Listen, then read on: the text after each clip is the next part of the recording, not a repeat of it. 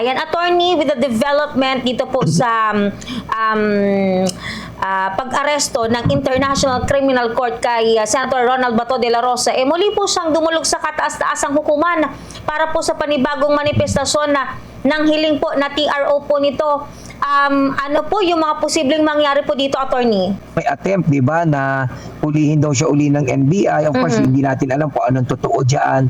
Pero it seems to me na talagang merong tangka na hulihin siya at meron din tangka na patakasin siya, no, at nakatakas na nga. Ang problema kasi, no, kapag siya ay nahuli, ang issue kasi ay dadaan pa ba siya dapat sa domestic local court o sa local judicial process o diretso na siya dapat sa ICC, sa International Criminal Court. Siyempre, ang posisyon ng gobyerno, they rely on RA 9851 na kapag araw meron ng kaso sa isang international tribunal, pwede na raw isurrender yung tao. Ako naman, ang tingin ko naman, may kulatila yung RA na yon because sa Section 17 nakalagay, subject to applicable extradition laws and treaties. Di siyempre, kung ang pag-uusapan natin ay Rome Statute, sabi sa Rome Statute, kinakailangan dumaan muna sa korte pag inaresto. So yun yung dalawang punto na pinag-aawayan ng maraming abogado, maraming eksperto. And at the end of the day, makakasagot lang dyan yung Korte Suprema. So kaya nga nag-file na siya ng petition para malaman natin ano ba talaga ang dapat gawin. Kapag ba merong naakusahan at may warrant of arrest na galing sa ICC, dapat ba arestuhin na diretso pursuant to the warrant o dapat dumaan muna sa local court? Kasi sa general rule, kapag ikaw ay hinuli ng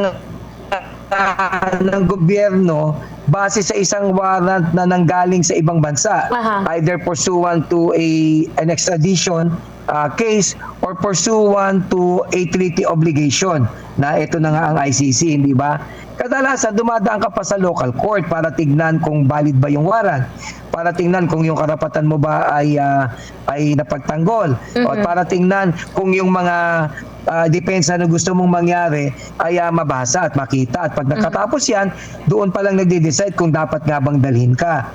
Kaya lang ang problema, maraming ang gray area sa issue na to.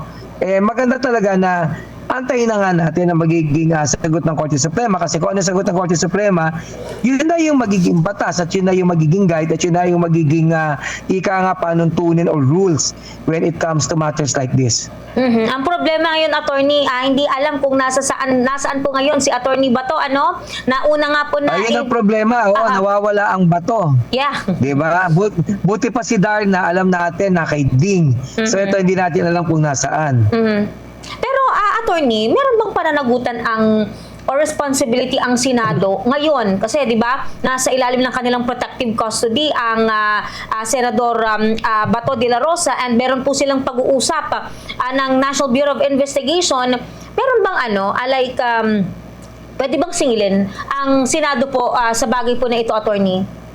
Well, technically, legally, wala naman, kasi yung protective custody na yon is pursuant to an agreement between the legislative and the executive. At alam mo naman, meron tayo tinatawag na complete separation of powers.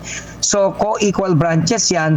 So, sa ganyang mga usapin na merong tunggalian sa pagitan, halimbawa, ng ehekutibo at legislatura, nagkakaroon sila ng mga pag-uusap. And my understanding was that there was an agreement that was reached by both of them. So, wala namang silang kasalanan. Kaya lang may mga nangyaring hindi maganda, nagkaroon ng putukan ng barel, hindi ba? Nagkaroon ng ilang kaguluhan, may binugbog pa dyan. Ang mananagot doon sa mga bagay na yun, kung sino yung nakilahok doon, not necessarily the institution. So, halimbawa, sa putukan daw, hindi ba pwedeng imbestigahan ang Office of the Sergeant at Arms. Yung kay Robin Padilla, person of interest siya kasi sa tingin ng NBI, may standing warrant nga itong si De La Rosa. O kapag ikaw ay may warrant, ang pakiwari niya, ikaw ay isang pugante or fugitive from justice. So, kaya siyempre, kung sino yung tumulong sa pagtakas, ay kinukonsidera na person of interest for the purpose of possible criminal responsibility. Pero siyempre, sa punto de vista naman halimbawa ng mga kakampi niyang senador, I would assume kasama rin si Robin Padilla, wala naman akong pananagutan dahil para sa akin hindi pa naman siya pugante dahil hindi kayo nagre-request ng warrant of arrest sa local court daanin muna natin yan. So kagaya nga na binabanggit ko, may gray area nga kasi. So sino ang magre-resolve niyan? Yung korte, yung Supreme Court. May petition na and I'm pretty sure within a short period of time maglalabas na rin ang Supreme Court ng kanilang ruling on this dahil nakita mo nga hindi ba hininga na rin ang gobyerno ng kanilang comment or reply doon sa petition. So at the end of the day, it's something that only the Supreme Court can actually resolve. Kasi sa panig halimbawa ng NBI, para sa kanila, ito'y pwede nang arestuhin. Naniniwala sila na sa RA 9851, pursuant to the warrant of arrest issued by the ICC, pwede na nilang dalhin yan sa The Hague. Pwedeng posasan, isakay sa eroplano, idiretso na. Pero syempre, may mga naniniwala naman na dapat dumaan muna dito sa local court. Kaya nga, ang tanong mo kanina, ano ang mangyayari pag ayaw niya sumuko? Well, sa mata ng NBI, until na mayroong desisyon ng Korte Suprema, siya isang pugante na. Sa mata ng NBI, kailangan hanapin siya, hulihin siya, dakpin siya, kasi may warrant of arrest. Pero syempre, sa mata ng kampo niya, hindi ba? Paninindigan niya yan. Tandaan natin kasi may political na angulo din dito. Ako, ang duda ko, magtatago talaga si Bato hanggang magpalit ang liderato. Lalabas lang yan pag iba na ang presidente, I would assume. Actually, hindi ko nga ina-assume. It's an informed opinion. Yan ang gagawin niya yan. Kasi syempre, may political angulo dito Tandaan natin, yung pag-surrender sa iyo sa ICC, diskarte yan ng gobyerno. So kung ayaw nating gawin, wala namang magagawa ang ICC Wala namang law enforcement mechanism ang ICC.